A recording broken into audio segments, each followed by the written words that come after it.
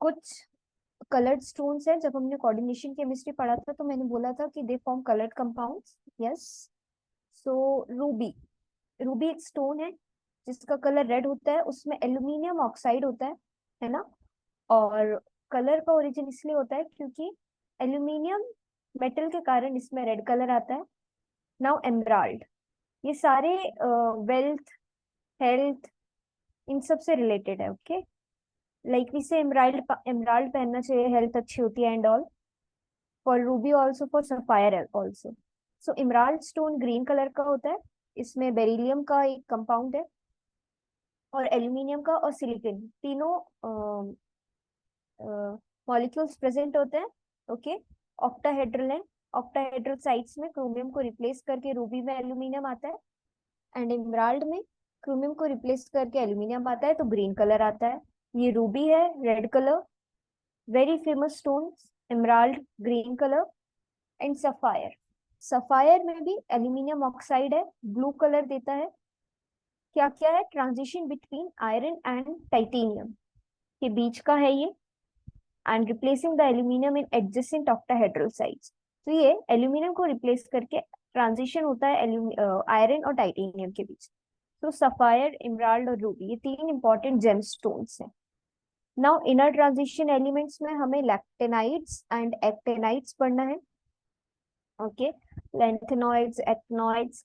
तो सबसे पहले कि लैंथेनॉइड्स का जनरल मतलब लैंथेनॉइड्स होते क्या है, ठीक है। तो सबसे पहले हम देखते हैं, ये देखो, ये जो सीरीज है कहाँ से लेके, from cerium to the lutetium, lutetium, it is the lanthanoids. ठीक है, लैंथेनॉइड्स में जो लास्ट इलेक्ट्रॉन होता है वो एंटर करता है, हम पढ़ रहे हैं लैंथेनॉइड्स, लैंथेनॉइड्स। ये इनर ट्रांजिशन एलिमेंट्स हैं। Okay, inner transition elements periodic table में सबसे नीचे प्लेस्ड होते हैं, और इसमें दो सीरीज होती है। इनर ट्रांजिशन एलिमेंट्स में दो सीरीज होती हैं। ठीक है, दो सीरीज में एक लेंथेनॉइड्स होता है, एक एक्टेनॉइड्स होता है। तो हमें ये दोनों पढ़ने हैं इनर ट्रांजिशन सीरीज में। एंड लेंथेनॉइड्स में भी 14 एलिमेंट्स होते हैं, एक्टेनॉइड्स में भी 14 एलिमेंट्स होते हैं। ठीक है, तो पहले हम देखते हैं लेंथेनॉइड्स। सो लेंथेनॉइड्स कहाँ से स्टार्ट होते हैं, they start from cerium to lutetium. Lanthanum इसलिए कहते हैं क्योंकि लेंथेनम के बाद सारी चीजें, जो एलिमेंट्स है वो स्टार्ट होते हैं। Okay, elements come after the lanthanum, इसलिए हम इस सीरीज को कहते हैं लेंथेनॉइड्स या लेंथेनाइड्स, या हम कहते हैं लेंथेनस। ठीक है, अब इसमें 14 एलिमेंट्स हैं। ठीक है, अब हमें ये देखना है कि लास्ट इलेक्ट्रॉन्स जो लेंथेनम होते हैं या लेंथेनॉइड्स होते हैं, इसमें लास्ट इलेक्ट्रॉन जो होता है 4f सबशेल में एंटर करता है।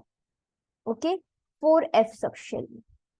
अब इसका जो जनरल कॉन्फ़िगरेशन होता है, हमें यही सारी ट्रेंड्स पढ़ने, ठीक है। तो जनरल जो कॉन्फ़िगरेशन होता है लेंथेनॉइड्स का, वो होता है जेनन। वाई जेनन, क्योंकि ही, नी, अर, कर, जी, रन। ओके, सो हीलियम, ये सारे नोबल गैसेस हैं। Okay, noble gases means they are inert, they don't react with any metal or any compound. Okay, so helium, he, ni, helium, neon, argon, krypton, xenon. So helium का atomic number 2, neon का 10, argon का 18, krypton का 36, जेनन का 54। तो जेनन में 54 आ गए electrons. बाकी जो बचे हुए इलेक्ट्रॉन्स हैं वो आते हैं 6s में, 5d में, और आते हैं 4f में। ठीक है, सो 5d की कैपेसिटी इस जनरल कॉन्फ़िगरेशन में 0 से 1 है। 4f की कैपेसिटी 1 से 14 है, क्योंकि 4f में मैक्सिमम 14 इलेक्ट्रॉन आ सकते हैं, जैसे d में मैक्सिमम 10 इलेक्ट्रॉन्स आ सकते हैं। 6s में तो 2 ही आ सकते हैं। सो ये इसका जनरल कॉन्फ़िगरेशन है। हमें इस जनरल कॉन्फ़िगरेशन के अकॉर्डिंग ही सारे एलिमेंट्स का क्या फिल करना है, इलेक्ट्रॉनिक कॉन्फ़िगरेशन फिल करना है। ठीक है, for example we are taking, मान लो यूरोपियम, ठीक है, यूरोपियम में 63 इसका एटॉमिक नंबर है, okay 63। If we want to fill the electrons, ठीक है, किसका, यूरोपियम का, तो इसका हम देखते हैं कि कैसे फिल होगा। ओके, तो यूरोपियम 63 इलेक्ट्रॉनिक कॉन्फ़िगरेशन है, जेनॉन 63 में से 54 माइनस करेंगे, कितने इलेक्ट्रॉन्स बचेंगे बच्चों? हम्म, कितने इलेक्ट्रॉन्स बचेंगे? 9। ओके, सो 6s में 2, 5d में इलेक्ट्रॉन्स फिल नहीं करते, क्योंकि 4f में सीधे के सीधे 7 इलेक्ट्रॉन्स फिल हो जाते हैं, तो ये half filled configuration stable configuration हो जाता है। सो यूरोपियम का कॉन्फ़िगरेशन 54 हो गए, यहाँ पे 54, 50, 55, 56, 57, 58, 59, 60, 61, 62, 63, 7। सो अकॉर्डिंगली हमने इस कॉन्फ़िगरेशन के अकॉर्डिंग ये भरा, 6s में 2 आ गए, 4f में 7 आ गए। यस, समझ आया कैसे बनना है? यस, नाउ अगर हमें यूरोपियम 2 स्टेट लिखनी है तो कहाँ से इलेक्ट्रॉन रिलीज हो जाएगा? 6s2 में से 2 इलेक्ट्रॉन रिलीज हो जाएंगे, सो कॉन्फ़िगरेशन क्या बचेगा? 4f7। ठीक है, वैसे ही जैसे अगर हमें सीरियम का लिखना है, अगर हमें सीरियम का इलेक्ट्रॉनिक कॉन्फ़िगरेशन लिखना है तो 54 ये है, 4 इलेक्ट्रॉन बचेंगे, तो 6s2 में 2 और 4f में 2 इलेक्ट्रॉन भर देना। ठीक है, अब अगर हमें सीरियम की क्या स्टेट लिखनी है, +4 स्टेट लिखनी है, तो सीरियम की सिंस 58 इलेक्ट्रॉनिक 58 इसका एटॉमिक नंबर है, तो क्या हो जाएगा, चारों के चारों इलेक्ट्रॉन निकल जाएंगे सीरियम की +4 स्टेट में, तो कॉन्फ़िगरेशन बस बचेगा जेनॉन। ठीक है ना? सो this is the general configuration of lanthanoids. Now इसमें कुछ गुड ऑक्सीडाइजिंग एजेंट होते हैं, कुछ गुड रिड्यूसिंग एजेंट होते हैं। अब वो क्यों होते हैं देखते हैं अपन। सो ऑक्सीडाइजिंग एजेंट कब बनते हैं? जब रिडक्शन होता है। ठीक है, रिडक्शन होता है तो हमें ऑक्सीडाइजिंग एजेंट मिलते हैं, और अगर ऑक्सीडेशन होता है तो हमें रिड्यूसिंग एजेंट मिलते हैं। अब ऑक्सीडेशन मतलब होता है increase in the oxidation state. अगर +2 है तो +3, +3 है तो +4, +4 है तो +6, मतलब ऑक्सीडेशन नंबर बढ़ना चाहिए प्रोडक्ट के साइड, तब हमें पता चलेगा कि ऑक्सीडेशन हो रहा है। एक डेफिनेशन। दूसरी डेफिनेशन कि ऑक्सीजन का अगर एडिशन हो रहा है तो भी ऑक्सीडेशन हो रहा है। ठीक है, ऑक्सीजन का एडिशन इज ऑक्सीडेशन। अगर हाइड्रोजन का रिमूवल हो रहा है तो भी ऑक्सीडेशन। अब इन सब का पूरा ऑपोजिट रिडक्शन। रिडक्शन मतलब अगर ऑक्सीडेशन स्टेट क्या हो रही है, ऑक्सीडेशन स्टेट डिक्रीज हो रही है, तो क्या हो रहा है? रिडक्शन हो रहा है। ऑक्सीडेशन स्टेट अगर डिक्रीज हो रही है तो रिडक्शन हो रहा है। एंड हाइड्रोजन का अगर एडिशन हो रहा है तो रिडक्शन हो रहा है। अब यहाँ क्या आएगा? अगर ऑक्सीजन का रिमूवल हो रहा है तो भी रिडक्शन हो रहा है। ठीक है, सो अभी हम देखते हैं। वी से कि सीरियम +4 +3 में कन्वर्ट होता है, तो जब +4 +3 में कन्वर्ट होता है तो क्या हो रहा है? रिडक्शन हो रहा है कि ऑक्सीडेशन हो रहा है? अगर सीरियम +4 है, यस अनीशा, क्या हो रहा है? Reduction oxidation? Ma'am reduction. Reduction, यहाँ रिडक्शन हो रहा है। So cerium +4 is a good reducing agent, good oxidizing agent. यहाँ रिडक्शन हो रहा है, तो जिसका रिडक्शन होता है वो ऑक्सीडाइजिंग एजेंट होता है। So cerium +4 is a good oxidizing agent.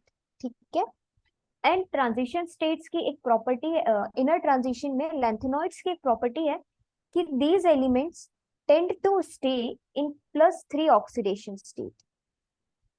ये सारे जो एलिमेंट्स हैं इनमें +3 ऑक्सीडेशन स्टेट बहुत कॉमन है, और +3 के अलावा अगर ये एग्जिस्ट करेंगे तो करेंगे +2 या +4 में। ठीक है, so this is oxidation, general configuration and oxidising agent, reducing agent का कंसेप्ट। अब एक और एग्जांपल देखते हैं अपन। अगर हम देखते हैं यूरेनियम, ओके, यूरेनियम। अगर हम देखते हैं यूरेनियम कहाँ गया, यूरोपियम। अगर हम देखते हैं यूरोपियम +2 कन्वर्ट हो रहा है +3 में, तो यहाँ क्या हो रहा है, व्हाट इज हैपनिंग हियर, +2 +3 में कन्वर्ट हो रहा है, मैम ऑक्सीडेशन। ऑक्सीडेशन। सो ऑक्सीडेशन हो रहा है तो ये क्या होगा, रिड्यूसिंग एजेंट होगा। So europium +2 is a good reducing agent, okay. And you can see if you will convert oxidation state 2 से 3, 2 से 4, तो आपको मोस्ट कॉमन स्टेट आपको +3 ही मिलेगी लैंथेनॉइड्स में। तो third aspect is atomic radius. तो यहाँ पर आता है लेंथेनॉइड कॉन्ट्रैक्शन। तो लेंथेनॉइड कॉन्ट्रैक्शन में क्या होता है कि there is the regular decrease in the size of atom, yeah, there is regular decrease in atomic or the ionic radius of lanthanoids, okay, with increase in the atomic number due to poor shielding effect of f orbital. So third is atomic radius, इसका variation हमें देखना है। So because of the poor shielding effect, okay, of 4f orbitals, nuclear charge बढ़ जाता है और क्या होता है, अट्रैक्शन होने लगता है, जिसके कारण साइज में डिक्रीज होता है। So what ma'am yes shielding effect क्या हो? यस यस, मैं समझा रही हूँ। सो शील्डिंग इफेक्ट होता क्या है कि जो आउटर इलेक्ट्रॉन्स होते हैं ना, उसमें दो फोर्सेस एक्ट करती हैं। एक यहाँ न्यूक्लियस है, तो इलेक्ट्रॉन का न्यूक्लियस से अट्रैक्शन, और एक इलेक्ट्रॉन इलेक्ट्रॉन का रिपल्शन। तो दो फोर्सेस यहाँ पे एक्ट करती हैं। तो होता क्या है कि जब इलेक्ट्रॉन्स 4f सबशेल में आते हैं, सी, यहाँ पे आपको ये देखना है कि जैसे जैसे ये, पहले ये ध्यान रखो, शील्डिंग इफेक्ट बढ़ेगा तो न्यूक्लियर चार्ज कम होगा और साइज बढ़ेगा, एटॉमिक साइज बढ़ेगा, ठीक है। अभी हमने क्या पढ़ा कि लैंथेनॉइड्स में poor shielding effect of f orbital के कारण there is regular decrease in the atomic radius, atomic radius में डिक्रीज होता है। अब ये इसलिए होता है क्योंकि जब आप क्या करते हो, अलोंग द पीरियड मूव करते हो, तो एटॉमिक नंबर क्या होता है, बढ़ रहा है। एटॉमिक नंबर बढ़ रहा है तो नंबर ऑफ प्रोटॉन्स भी बढ़ रहे हैं, नंबर ऑफ इलेक्ट्रॉन्स भी बढ़ रहे हैं। तो अगर इलेक्ट्रॉन बाहर आउटर वाले सबशेल में ऐड हो रहा है, तो न्यूक्लियस में प्रोटॉन भी ऐड हो रहा है, ओके। दोनों चीजें, क्योंकि थॉमसन ने क्या बोला था, number of electrons equals to number of proton. तो जैसे जैसे आप अलोंग द पीरियड मूव करते हो, तो आपका क्या होता है, एटॉमिक नंबर बढ़ता है। एटॉमिक नंबर बढ़ता है तो इलेक्ट्रॉन्स बढ़ रहे हैं, मतलब प्रोटॉन्स भी बढ़ रहे हैं। तो due to increase in the atomic number, atomic number के बढ़ने से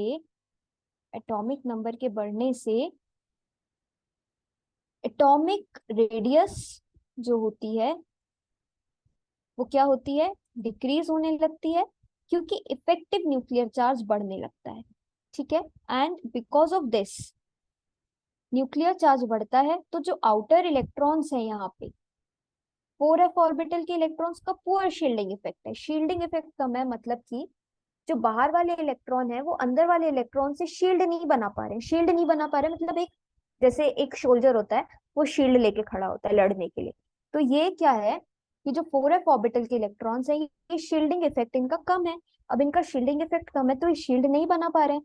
अब ये शील्ड नहीं बना पा रहे हैं, तो there is attraction between the outer electrons and the nucleus, because of which the radius decreases and the atomic size decreases.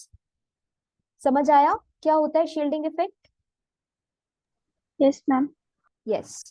सो अब इसके कॉन्सिक्वेंसेस क्या है, ठीक है। द कॉन्सिक्वेंसेस आर, यहाँ पर मैं आपको कॉन्सिक्वेंसेस बताती हूँ। So the consequences are consequences of lanthanoid contraction. Lanthanoid contraction बहुत इंपॉर्टेंट है, ठीक है।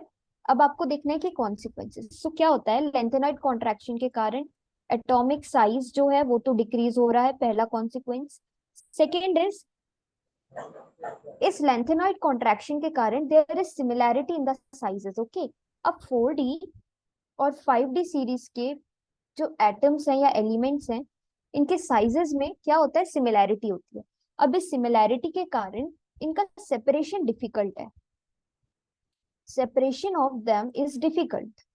सो इनको सेपरेट करने के लिए हमें टेक्निक्स यूज करनी पड़ती है, या तो क्रोमेटोग्राफी या कोई और technique. So due to lanthanoid contraction size is same, and size same होने के कारण क्या होता है, सेपरेशन डिफिकल्ट हो जाता है। Now the basic strength. Okay, third is basic strength of what, hydroxide, basic strength of OH। सो जैसे जैसे हम लैंथेनम से ल्यूशियम के बीच में मूव करते हैं, लैंथेनम से ल्यूशियम के बीच में जाते हैं, तो क्या होता है, ल्यूशियम, क्योंकि क्या हो रहा है, लैंथेनम से ल्यूशियम जाने में कोवेलेंट कैरेक्टर बढ़ रहा है। क्यों बढ़ रहा है, क्योंकि साइज डिक्रीज हो रहा है अलोंग द पीरियड। साइज क्या होता है, छोटा होता जाता है। साइज छोटा हो रहा है, इसका मतलब शेयरिंग बढ़ रही है। साइज छोटा हो रहा है तो मतलब इलेक्ट्रॉन अपना डोनेट करने की टेंडेंसी उसके पास नहीं है। साइज बड़ा होता है तो डोनेट कर सकता है, आयोनिक बॉन्ड बना सकता है। कोवेलेंट बॉन्ड मींस शेयरिंग, ठीक है।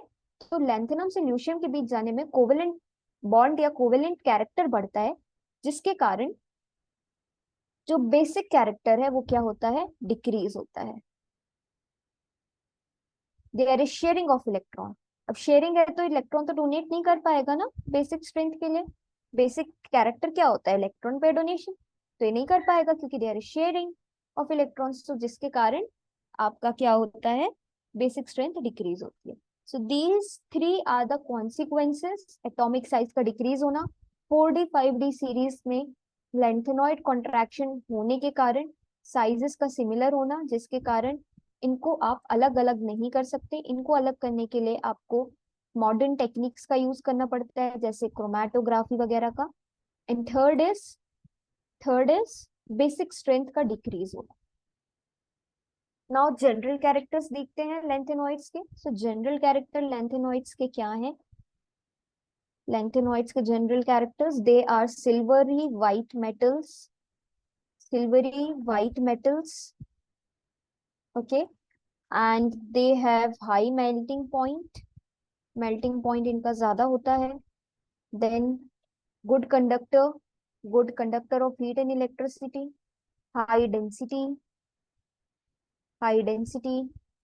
Fifth is ionisation enthalpy, and they are non radioactive, मतलब ये रेडियो एक्टिव एलिमेंट्स इसमें नहीं है, ओके, एक्सेप्ट लेंथेनम में देयर इज, यस, प्रोमीथियम को छोड़ के कोई भी एलिमेंट रेडियो एक्टिव नहीं है। प्रोमीथियम रेडियो एक्टिव एलिमेंट्स है, किसमें, लेंथेनॉइड्स में, ओके। एंड इनकी कॉमन ऑक्सीडेशन स्टेट क्या होती है, क्या होती है, +3 होती है कॉमन ऑक्सीडेशन स्टेट।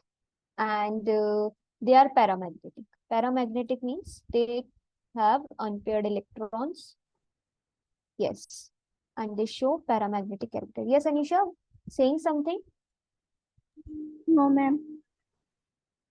पैरामैग्नेटिक बता रहे थे आप, क्या होता है, yes ma'am. Okay, yes. So these are the general properties, characters of lanthanoids. And if we talk about the ionization enthalpy, so ionization enthalpy means removal of electrons from the outer shell, ठीक है। So ionization enthalpy में क्या होता है, when an atom of the lanthanoid ionizes, first to valence shell, पहले 6s से electron निकलेगा, फिर 4f से निकलेगा। Thereafter the remaining 4f electrons are held tightly by the nucleus. अब लेंथेनॉइड की इंथैल्पी चेंज होती रहती है अकॉर्डिंगली। लेंथेनम 4 जैसा कोई भी स्टेट एग्जिस्ट नहीं करता है। किसी का माइक अनम्यूट है, म्यूट करो। सो न्यूक्लियर अट्रैक्शन बढ़ता है, जिसके कारण, है ना, मैंने आपको बताया कि न्यूक्लियर का साइज, न्यूक्लियर चार्ज क्या होता है, बढ़ता जाता है, जिसके कारण आयोनाइजेशन इंथैल्पी बढ़ती है। सो आपको लिखना है, in lanthanides along the series nuclear charge increases, because of which ionisation enthalpy increases. क्यों, क्योंकि साइज छोटा हो रहा है तो इलेक्ट्रॉन को रिमूव करने में डिफिकल्टी आएगी। यस आएगी, क्योंकि अट्रैक्शन ज्यादा हो गया है ना, तो इलेक्ट्रॉन को रिमूव करने में डिफिकल्टी आती है, and because of this ionisation enthalpy increases. Now lanthanoids के कुछ यूजेस, सो यूजेस में एलॉय लैंथेनम एलॉय लैंथेनॉइड्स जो होते हैं इसके कुछ मेटल्स या कुछ एलिमेंट्स एलॉय फॉर्मेशन में यूज होते हैं। एक बहुत वेल नोन एलॉय है मिश मेटल। ओके, मिश मेटल एक बहुत इंपॉर्टेंट है लैंथेनॉइड्स में। इसमें 95% लैंथेनॉइड्स है, और जो 5% है उसमें आयरन है।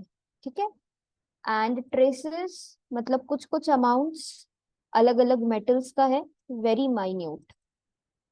सबसे ज्यादा लैंथेनम्स। ओके, ट्रेसेस किस किस के हैं? कार्बन के हैं, सल्फर के हैं, एल्यूमिनियम के हैं, एंड कैल्शियम के हैं। Misch metal, it is a very important alloy.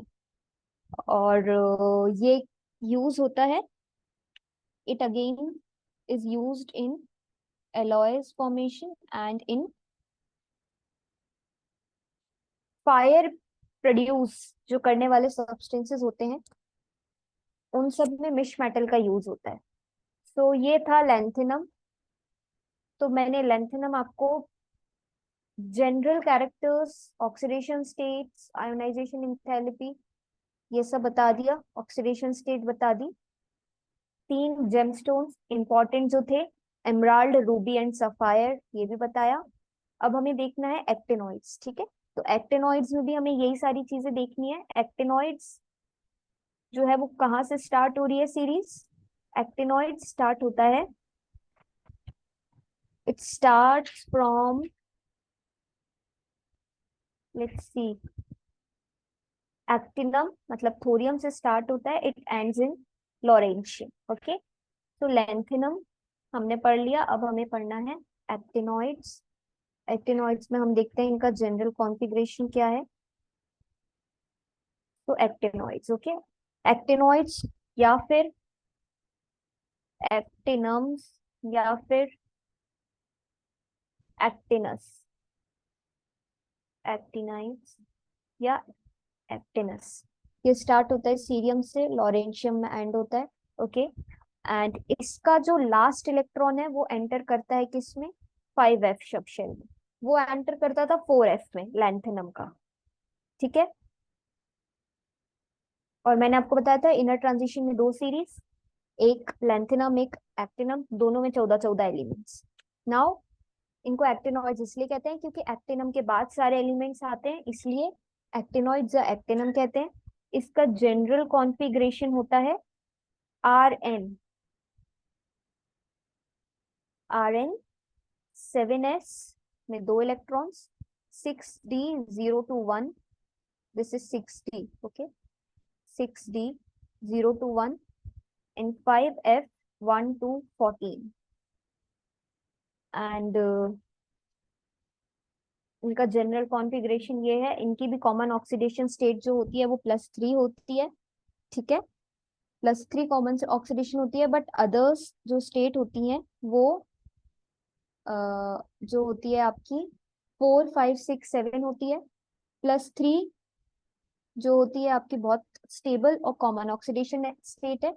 यहाँ पर भी जो एटॉमिक साइज है वो डिक्रीज होता है एक्टिनॉइड्स में लेफ्ट से राइट, वही पुअर शील्डिंग इफेक्ट। अब यहाँ पे पुअर शील्डिंग इफेक्ट हो जाता है 5f ऑर्बिटल का। ठीक है, सो 5f ऑर्बिटल के कारण यहाँ पर क्या होता है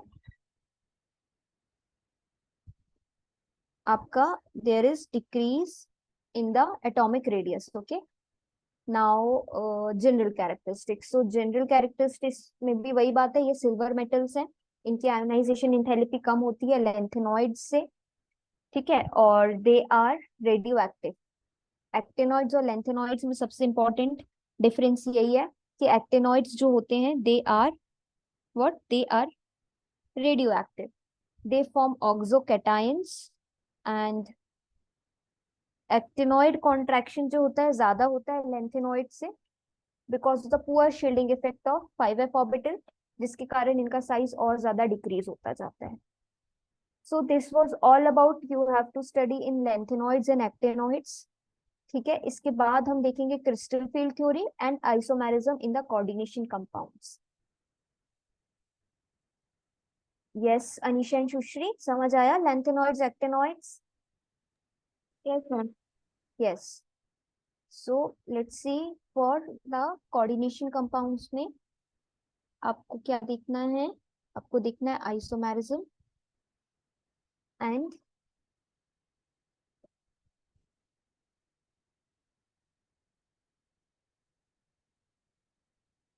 आपको देखना है क्रिस्टल फील्ड थ्योरी.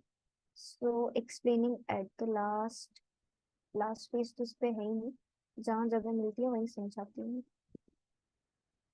यहाँ समझते हैं. ओके, सो हमें देखना है कि आइसोमेरिज्म क्या होता है कोऑर्डिनेशन कंपाउंड में. सो आइसोमेरिज्म का मतलब क्या होता है, पहले तो बताओ आइसोमेरिज्म क्या होता है, कौन बताएगा? Yes, what is isomerism? Ma'am same formula but different structures. Yes, these are isomers. So हमें कोऑर्डिनेशन कंपाउंड्स में दो टाइप के आइसोमर्स पढ़ने हैं. एक पढ़ना है स्ट्रक्चरल, एक पढ़ना है स्टीरियो. सो स्ट्रक्चरल आइसोमेरिज्म में हमें क्या क्या पढ़ना है पहले हम देखते हैं. ठीक है, स्ट्रक्चरल आइसोमेरिज्म, इसको अपनी नोटबुक में ड्रॉ करते जाना. ठीक है, सो स्ट्रक्चरल आइसोमर्स क्या होते हैं? Same formula but different structures. अब ये इनके टाइप्स क्या होते हैं? तो सबसे पहला टाइप होता है ionisation. Ionisation isomerism. So in ionisation isomerism what happens is कि कंपाउंड का मॉलिक्यूलर केमिकल फॉर्मूला तो सेम होता है, but they give different ions in the aqueous solution. ठीक है, एग्जांपल जैसे एक है CONH3 5Br एंड SO4. तो इसका आयोनाइजेशन आइसोमर क्या होगा? दे give different ions in the aqueous solution. अब जब इसको वाटर में डिसॉल्व करोगे तो इसका दूसरा आइसोमर बन जाएगा, क्या बन जाएगा?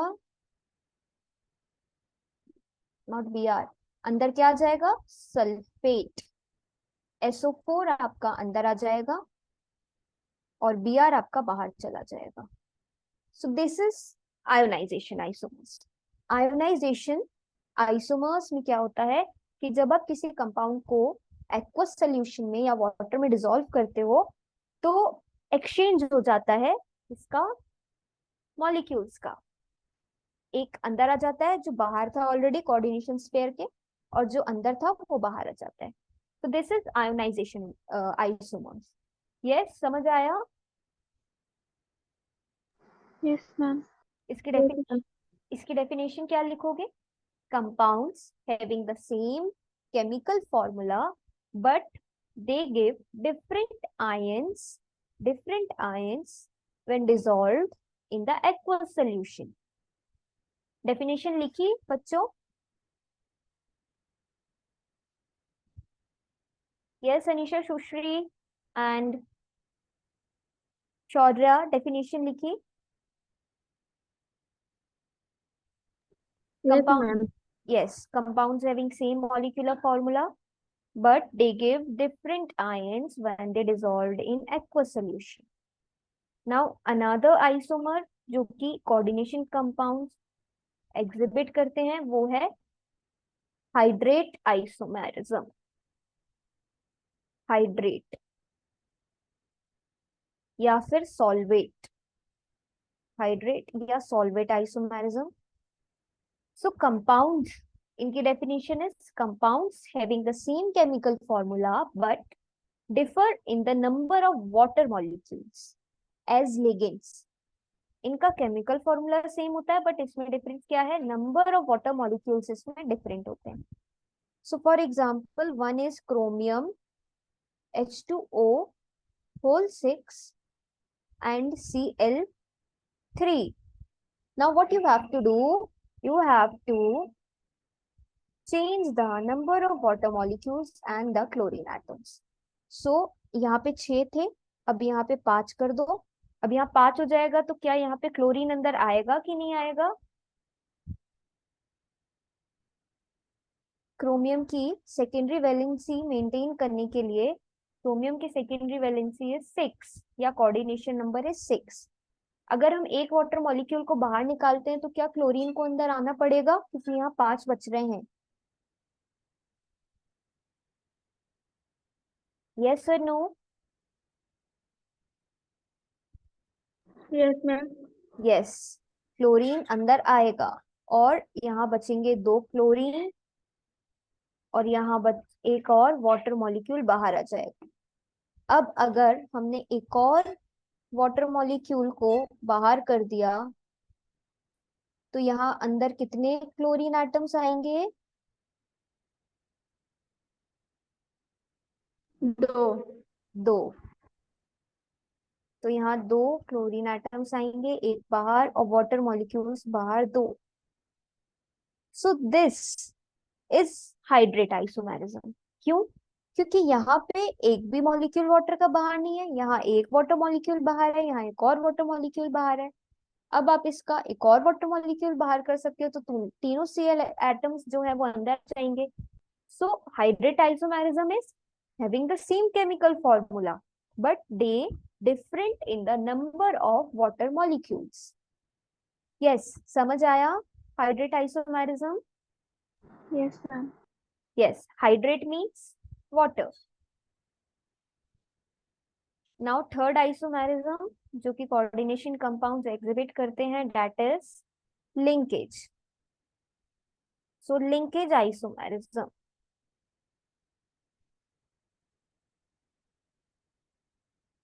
So what happens is, इसकी definition is compounds having the same chemical formula but they differ in the coordinating atom. Okay, now for example जैसे मैंने आपको, अच्छा ये बताओ कि कौन से टाइप के लिगेंड्स का एग्जांपल है?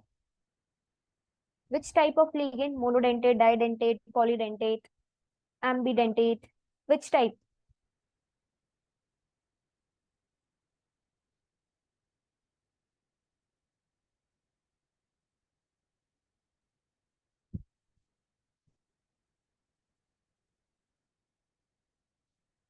Which type?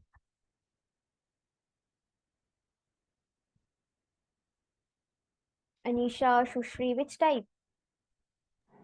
Ma'am monodentate. Yes, they are monodentate, but इनको हम कुछ और भी बोलते हैं। वो एक्चुअल इसका नाम है या टाइप है।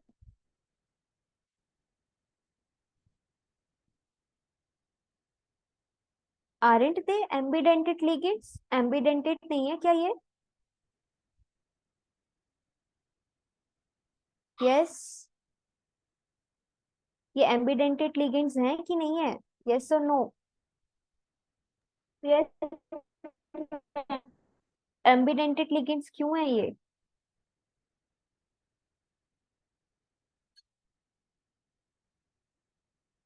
क्यों है अनीशा ये ambidentate ligands?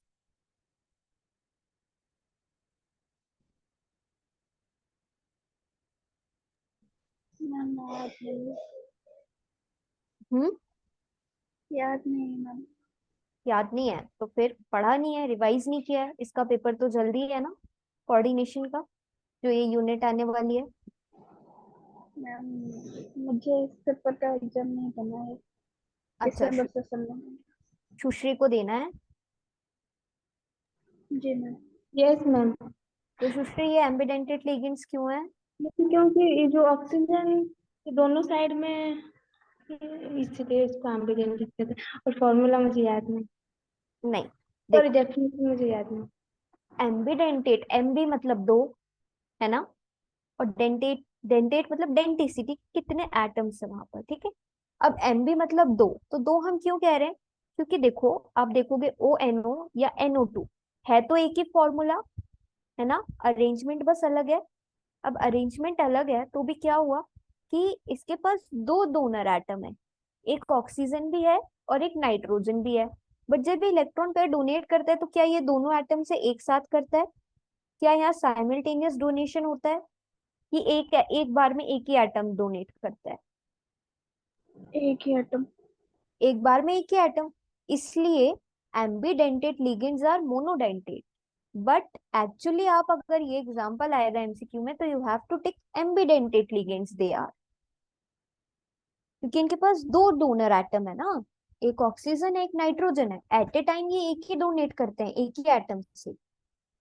सो लिंकेज आइसोमेरिज्म में क्या होता है, कोऑर्डिनेटिंग एटम जो होता है वो डिफरेंट होता है, ठीक है। फॉर एग्जाम्पल क्रोमियम वाटर 5, अब मैंने यहाँ लिया है SCN, ठीक है।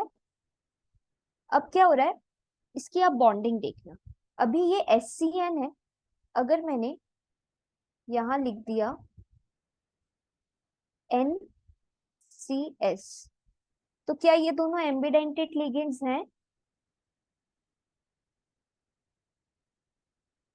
हम्म, SCN और NCS, क्या ये दोनों एम्बिडेंटेड लिगेंड्स हैं? Yes ma'am. यस, है ना। सल्फर भी एक है डोनेटिंग एटम, एक नाइट्रोजन भी है, तो ये एम्बिडेंटेड लिगेंड्स है। अब एक बार में एक साइड सल्फर, एक बार सल्फर करेगा लिंकेज, एक बार नाइट्रोजन करेगा linkage. Yes, yes ma'am. so that is why this isomerism is known as linkage isomerism. What is the definition? Same definition. Compounds having the same chemical formula but they differ in coordinating atom. Coordinating atom. Yes, समझ आया? समझ आया कि नहीं आया?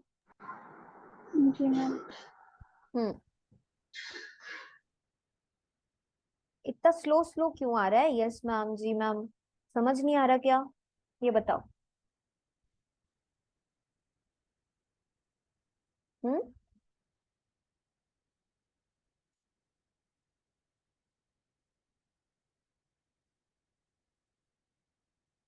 Then the fourth isomerism is coordination. ये structural का last isomerism है, कोऑर्डिनेशन आइसोमेरिज्म। इसमें क्या होता है, कंपाउंड्स क्या बनाते हैं, कॉम्प्लेक्स जो कैटायन और एनायन होता है उसमें चेंज हो जाता है, ठीक है। Compounds having the same chemical formula but differ in the distribution of ligands in the complex cationic और द एनायनिक पार्ट। अभी हम देखते हैं एग्जांपल, तब हमें समझ आएगा। फॉर एग्जांपल एक है CONH3 6, ओके। एक है CrCN6, ठीक है। ये पूरा एक कंपाउंड है, कोऑर्डिनेशन कंपाउंड। इसका कोऑर्डिनेशन आइसोमेरिज्म या कोऑर्डिनेशन आइसोमर क्या होगा, it will be COCN6 and CrNH3 6। तो हो क्या रहा है कि लिगेंड्स का एक्सचेंज हो जा रहा है, ठीक है। मान लो ये एनायनिक था, ये कैटायनिक था, तो there is exchange between the cationic part and the anionic part. समझ आया कोऑर्डिनेशन आइसोमर क्या होता है? यस, ये पूरा एक कंपाउंड था। कोबाल्ट के साथ पहले अमोनिया लिगेंड था, क्रोमियम के साथ साइनाइड था। जब इसका कोऑर्डिनेशन आइसोमर बना तो क्या हो गया, लिगेंड्स चेंज हो गए, कोबाल्ट के साथ साइनाइड आ गया, क्रोमियम के साथ अमोनिया आ गया। Yes ma'am. Hmm, next is stereoisomers. So stereoisomerism is special arrangement जो होता है एटम्स का कार्बन कह रही हूँ, किसी भी मॉलिक्यूल के around, that is different, okay. So compounds stereoisomers, जो दूसरा आइसोमेरिज्म हमें पढ़ना है, दे आर स्टीरियोआइसोमर्स, स्टीरियोआइसोमेरिज्म में वो जो पढ़ा हमने वो स्ट्रक्चरल था, स्ट्रक्चर में डिफरेंस था, ठीक है। केमिकल फॉर्मूला सेम था, स्ट्रक्चर्स में डिफरेंस था, है ना। बट स्टीरियोआइसोमर्स में क्या होता है, they have the same structural and the chemical formula, but they differ in the arrangement of ligands. इनका जो अरेंजमेंट होता है लिगेंड्स का वो डिफरेंट होता है स्टीरियो आइसोमर्स में। सो स्टीरियो आइसोमर्स में हमें दो टाइप्स पढ़ने हैं, एक ज्योमेट्रिकल एंड एक ऑप्टिकल। सो स्टीरियो आइसोमर्स जो दूसरा पार्ट है इसमें दो, एक ज्योमेट्रिकल जी एंड एक optical that is O. So what are geometrical isomers? So geometrical isomers कौन शो करते हैं, क्या होता है ये देखते हैं अपन। So geometrical isomerism में they are shown by the compounds having coordination number what?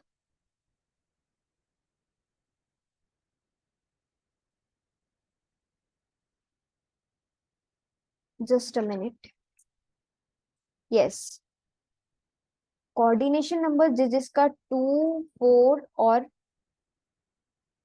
क्या होता है 3 होता है, उसमें ये ज्योमेट्रिकल आइसोमेरिज्म पॉसिबल नहीं हो पाता है। 4 में इसलिए नहीं हो पाता है क्योंकि ये एक सेम प्लेनर स्ट्रक्चर बनाता है जिसकी रेगुलर ज्योमेट्री होती है, तो इस पॉसिबल नहीं है, ठीक है।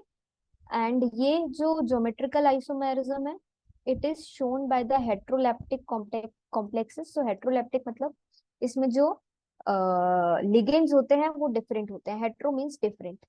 And the third is square planar और ऑक्टाहेड्रल कॉम्प्लेक्सेस ही ज्योमेट्रिकल आइसोमेरिज्म शो करते हैं, square planar and the octahedral. तो स्क्वायर प्लेनर में 4 एंड ऑक्टाहेड्रल में 6, ठीक है। सो टेट्राहेड्रल वाली ज्योमेट्री में भी 4 है, tetra means 4, but tetrahedral geometrical isomerism show नहीं करता, बट स्क्वायर प्लेनर जिसमें भी 4 लिगेंड्स होते हैं वो शो करता है। अब हम देखते हैं क्यों सुश्री बार बार लीव क्यों हो रही है, नेटवर्क प्रॉब्लम क्या? पता नहीं मैम, वो जो फर्स्ट टाइम लिव कर रही थी वो उस वक्त उसका कॉल आया था। सो ज्योमेट्रिकल आइसोमेरिज्म में दो चीजें होती हैं, एक होता है सिस, एक होता है ट्रांस, ओके। सो सिस का मतलब होता है जो दो कंपाउंड्स या मॉलिक्यूल्स आपके जुड़े हुए हैं अगर दोनों सेम है और सेम साइड पे हैं तो it is a cis arrangement. Trans में the same groups are on the opposite direction, so this is a trans. In trans the same groups are placed diagonally, okay। अब हम देखते हैं कुछ एग्जांपल्स ज्योमेट्रिकल आइसोमेरिज्म के। सो geometrical isomerism के examples are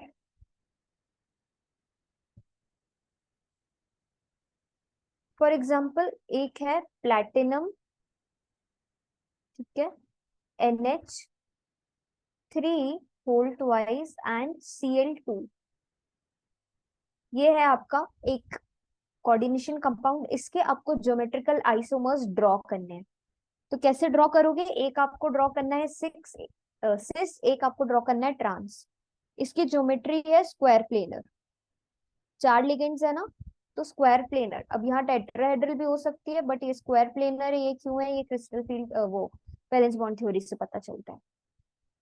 so मान लो ये प्लैटिनम है सेंट्रल मेटल, इससे आपने इसको ऐसा अरेंज किया है, so this is cis or trans, which type?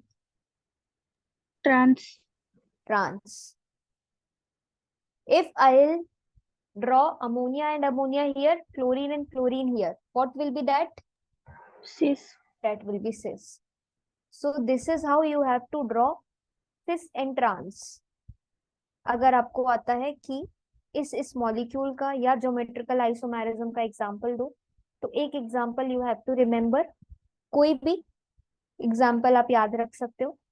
Now अब अगर आपका आता है ऑक्टाहेड्रल, ठीक है, मैंने बोला था 4 and 6, 6 जिसका कोऑर्डिनेशन नंबर होता है वो ज्योमेट्रिकल आइसोमेरिज्म शो करता है, बट 4 स्क्वायर प्लेन, टेट्राहेड्रल नहीं। टेट्राहेड्रल में ज्योमेट्री रेगुलर हो जाती है, ठीक है। तो स्क्वायर प्लेनर का अरेंजमेंट क्या है? ऑक्टाहेड्रल में 6 लिगेंड्स है। 6 लिगेंड्स है मतलब ये, ठीक है। So if I am denoting it as 1 position, 2 position, 3 position, 4 position, 5 position, 6 position. So 1 and 6, 2 and 4, 2 4 1 6, just a minute, numbering गलत हो गई थोड़ी सी।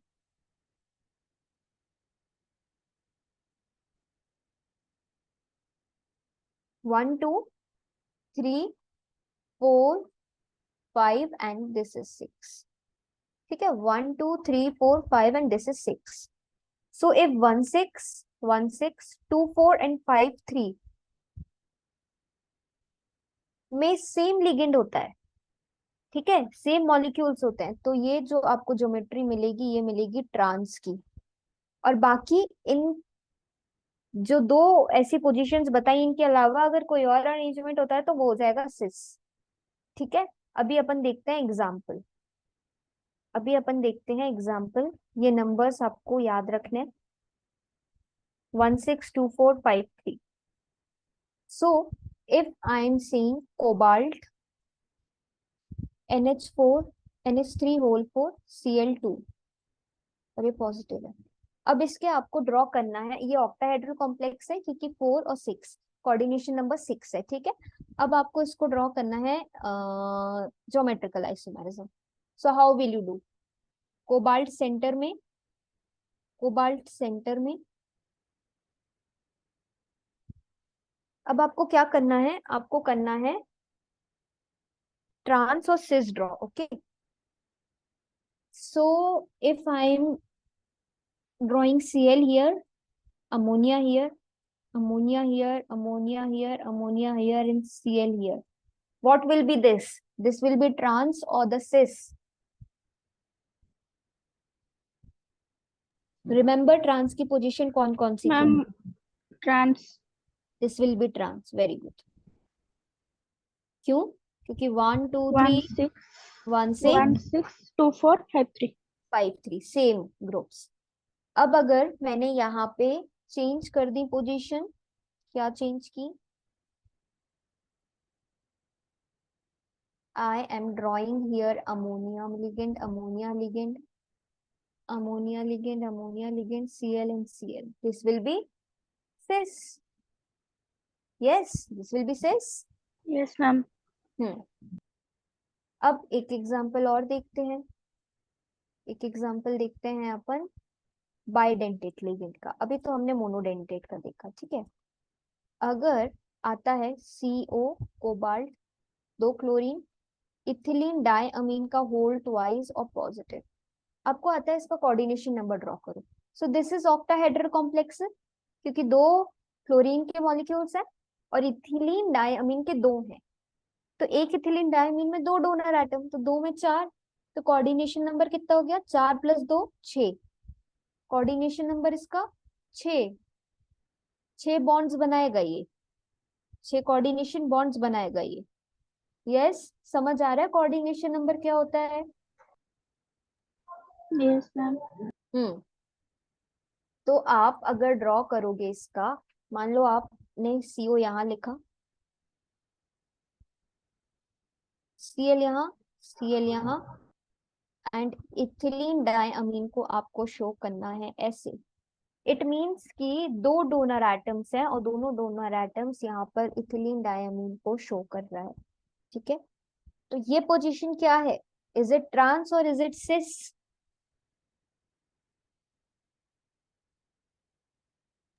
सिस। Why cis? One ma'am six same है ना, वन सिक्स इज सेम।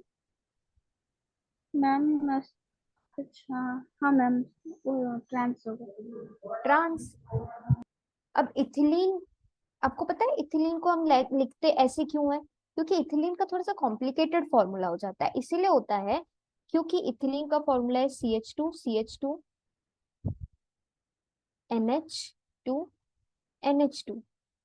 ये दोनों नाइट्रोजन एटम कोबाल्ट से bond करते हैं।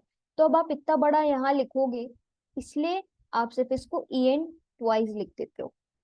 अभी समझ आया कि क्यों हम इसको इधर ऐसे लिखते हैं? क्योंकि ये बहुत बड़ा है ना, तो इसको यहाँ लिखने में वो होता है, थोड़ा यस मैम। कंफ्यूजन होता है, डिफिकल्टी होती है, तो ये आप शॉर्ट फॉर्म लिख देते हो। अब इसका सिस बनाएंगे, तो सिस बनाएंगे तो क्या हो जाएगा, दोनों Cl एटम्स को आजू बाजू कहीं भी रख दो, है ना, और CO को मान लो यहाँ Cl, यहाँ Cl रख दिया, तो इन दो में इधर इथिलीन डायमीन, इधर इथिलीन डायमीन, तो this will be cis. Yes. Yes ma'am. Yes. So this was what, geometrical isomerism, जिसमें हमने क्या पढ़ा, ज्योमेट्रिकल में सिस ट्रांस पढ़ा,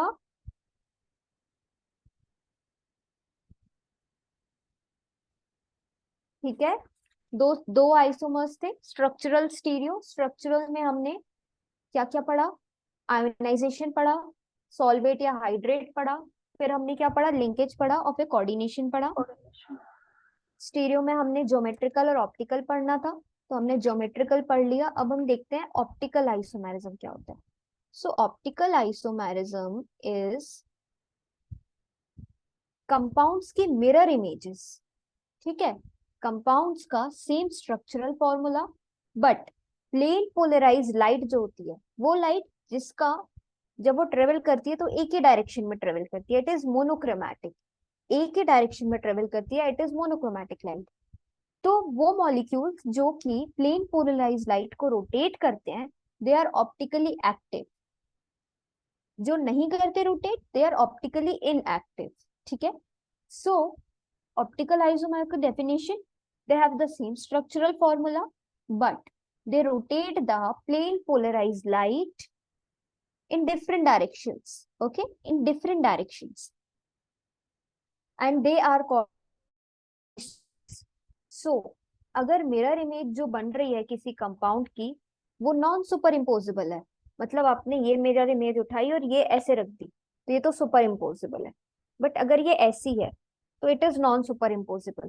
तो वो इमेजेस जो नॉन सुपर इम्पोजिबल हैं, they mirror images are known as enantiomers. इनैंशियोमर्स।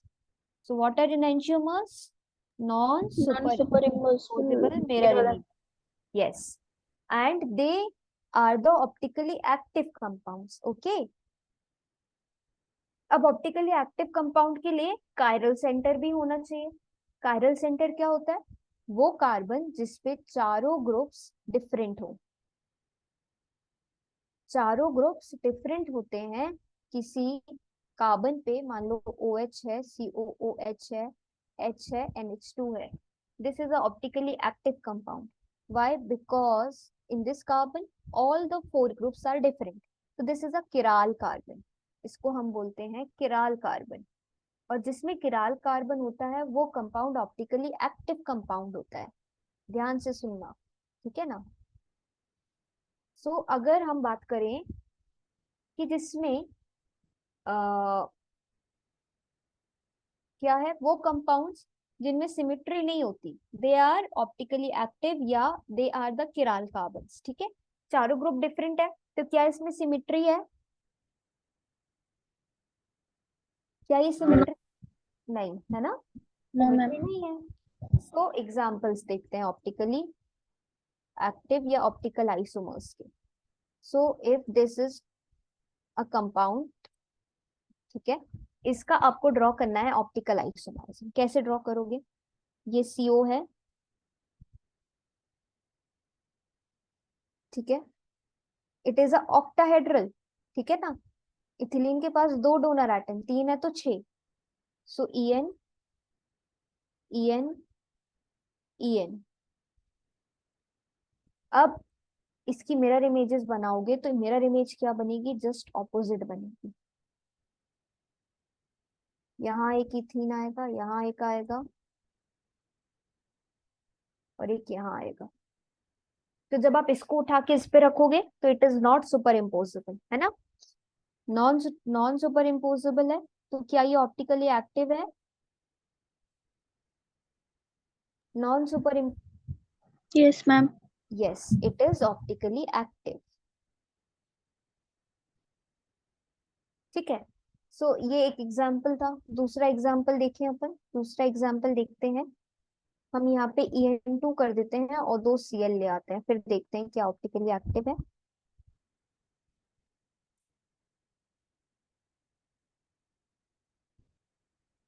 Ma'am हाँ, साइज और शेप कैसे पता चलेगा? साइज और शेप आपको पता चलेगा वैलेंस बॉन्ड थ्योरी से, ठीक है। हाँ, और क्रिस्टल फील्ड थ्योरी आगे। तो क्रिस्टल फील्ड थ्योरी और वैलेंस बॉन्ड थ्योरी मैं आपको कल पढ़ाऊंगी, क्योंकि आज बहुत लंबी क्लास हो जाएगी वरना, है ना। अपन 12:30 से पढ़ रहे हैं। Yes ma'am. हम्म, तो देखो ये क्या होगा, ऑप्टिकली एक्टिव होगा कि नहीं होगा। सो CO,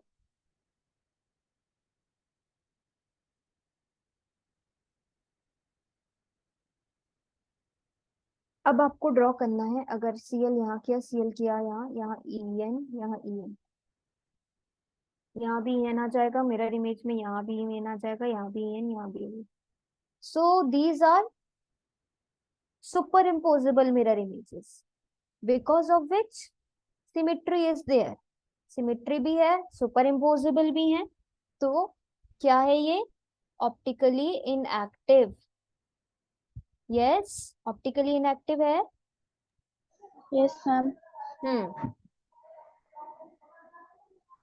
so this was what is all about isomerism, lactinoids, anthenoids, isomerism in coordination, structural, stereo।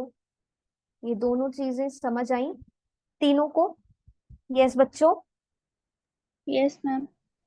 Yes. Shaurya, Sushri, what about you, समझ आया? हम्म, यस मैम। अच्छा।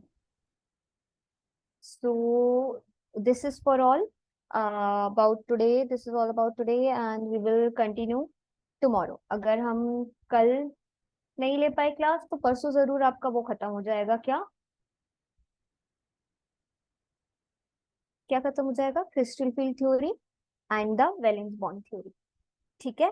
तो अब 137 के लिए परेशान नहीं होना है। 137 में अब अपना सॉलिड्स बचा है, तो वो भी हम कर लेंगे, ठीक है बच्चों। Yes ma'am. यस, मैम आज इवनिंग में क्लास होगी या फिर नहीं? होगी ना, क्यों नहीं होगी। Okay ma'am. Okay, good day all of you. Thank you ma'am. Thank you.